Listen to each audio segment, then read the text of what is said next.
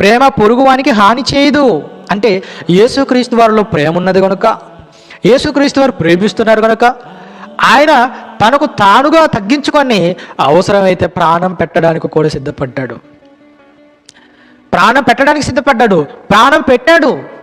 ఏమండి, ఆయన అన్నం పెట్టిన ఆయనే, ఎందరికో అన్నం పెట్టాడు కదండి. అన్నం పెట్టిన ఆయనను దూషించారు. ఏమండి, నడవలేని స్థితిలో ఉంటే ఏమండి కాలు ఇచ్చాడు, నడిచాడు. ఆయన వాళ్ళే యేసును దూషించారు, ద్వేషించారు, సిలువ వేయమని చెప్పారు. ఆయన సహించుకున్నాడు. ఆకలితో ఉన్నారని అన్నం పెట్టాడు, ఆకలి తీర్చాడు. ఆయన యేసును చంపాలి అన్న నినాదాలు చేసిన యేసు ఏం చేశాడు తెలుసా? ప్రేమించాడు.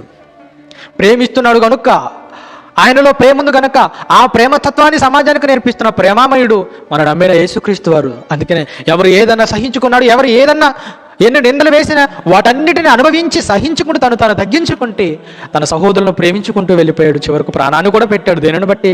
ప్రేమ.